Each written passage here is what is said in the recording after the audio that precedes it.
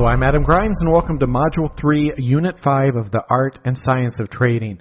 In this unit, we're going to be talking about the two forces, which is a model of price behavior that I find to be very useful. So what's a model? We throw this word around. You hear people talk about it. A model is nothing more than a simplified version of reality. Now, examples.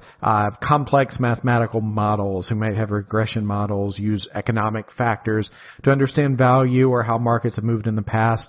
There are also casual models that we use. You know, you might think about a social encounter.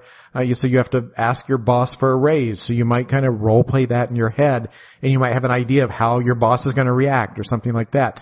There are also computer simulations where we can simulate velocities and impacts, sports, war games, things like that. A simple average is a model. If I have many people in a room with different ages and I average their ages together, that is a simplified version of the ages of the people in the room. That's a model. In the two forces model, the way I'm explaining price movements, this is in fact a big part of my thinking, is that price movements are shaped by the interaction of two forces, of mean reversion and momentum. Mean reversion is the tendency for a market to reverse, at least in part, a significant move. Momentum is the tendency for a significant move to continue in the same direction. Why do we need models? Why do we need to talk about a market like that? Well, the reason we need models in pretty much all cases is that reality is too complex. There are there's economic models where we have many pieces. Reality is actually a lot more complicated than even the most complicated model. And we just can never understand all of the things that are happening in reality. So we come up with these simplified versions that we can work with that allow us to focus on the factors that we think are most likely to matter. If we have good models, models will let us predict behavior and predict outcomes. What makes a good model? Well, models are only as good as the assumptions, simplifications, and I would also say probably we should add to this, and what inputs they consider. Classic examples of models that fail in some ways are some of these economic models that might assume that people always act rationally, might assume that people get information immediately. We've talked about this, right? People get information immediately and make the right decisions all the time, never make mistakes. Well, there are some mistakes in those assumptions. Understanding how good a model can be, it can be really difficult because you can have plenty of models that usually work except when it matters. They kind of break down at the edges. And this, in fact, is probably what was responsible for at least one of the recent financial crises. Anytime we use a model, we're in some danger from all of these assumptions and simplifications, but we use them all the time. We have to have models. One of the key things for traders to remember is just understand, and I've stressed this, right? A chart is a model of market behavior. Understand that model is not reality. The map is not reality would be another way to say it. So digging into this model, momentum is a tendency of big moves to lead to further big moves in the same direction. Classical examples are breakouts, and we've talked about these, right? Where a market moves in a direction and then breaks out in the same direction.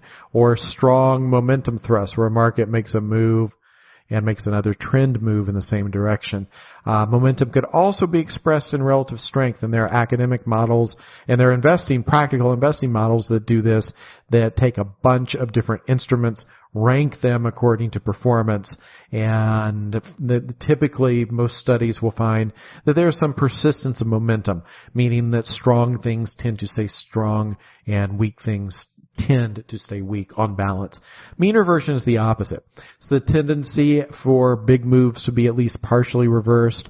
So you have something goes here, will come back here. A lot of different ways this plays out. We've seen this in price rejection at support and resistance. If you have a support level here, market comes down to it. that this is some type of mean reversion back into here. And we can structure this in different ways. But the key idea is that these are two conflicting forces. And when they fight each other, they balance each other out. And this probably would result in markets moving more or less randomly. That's my assumption. And this is one reason why I would say when markets are in balance, we don't have an edge, because these forces are in balance. There are certain trigger conditions. And by trigger conditions, it's a lot of what this course is about. These patterns that we're looking at that will tilt the scales. This is actually not very well written. I apologize for this. Let's say certain trigger conditions can tilt the scales in favor of one force, instead of condition, we should say force, one force winning over the other. So we can see things, in other words, that tell us in the near future momentum is likely to win. In the near future, mean reversion is likely to win. Also be aware of this. This is very important and I think is underestimated. Different markets have different tendencies for mean reversion or momentum. Stocks, for instance, tend to mean revert rather strongly. Different time frames also, you'll see different tendencies. But just be aware that this is one reason why, let's say you get very comfortable with currencies and then you go trade stocks. It's going to be a little bit of an adjustment period. You probably can't just jump from one to the other without some learning. Thinking about this idea in a structural perspective, trends break support and resistance. Trending action, momentum is dominating. Eventually, support or resistance begins to hold against the trend. Some type of rollover, we move into a range. And here, what has happened is mean reversion has overcome momentum. Perhaps the market has moved into balance.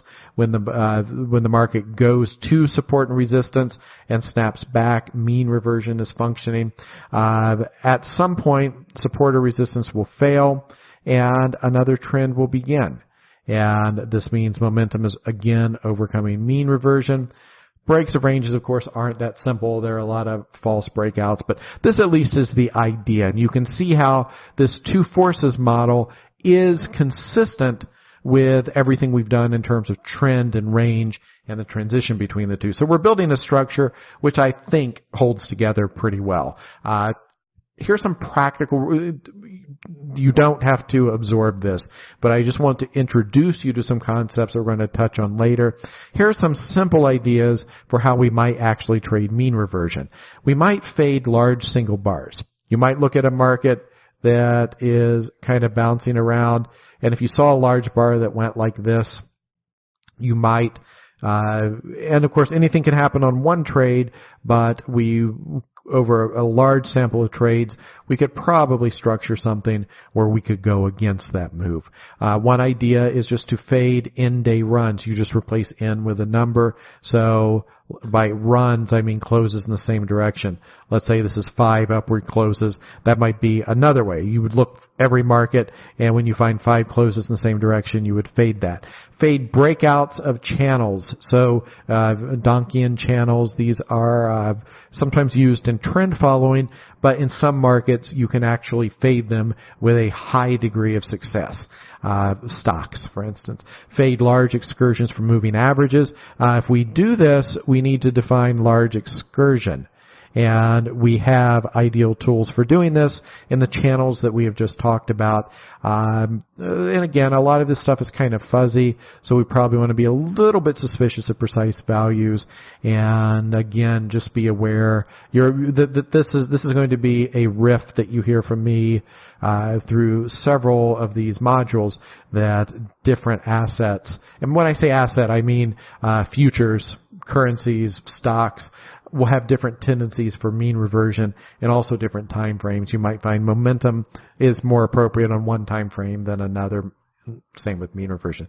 Trading momentum, volatility compression. So volatility compression happens when you have a market that is swinging and the swings contract. Typically, we'll see some type of triangling formation on a chart. Other ways to trade momentum we've looked at these pullbacks and trends, and if we were to trade these pullbacks, this is a way to trade the overall trend momentum. And there are other ways that we can trade pauses and established trends. And in fact, your homework is going to encourage you to think about how you might do this. One thing, in your homework, I overcome this in some ways, but you do want to be careful of look-ahead bias. And what I mean by that is if we have this on a chart and we're discussing trading in this area, well, we already know what happens after. So we need to be careful, because that's why this experience of looking in the middle of the chart is very different than the hard right edge. And be aware that this idea of trading momentum, and actually mean reversion in some cases,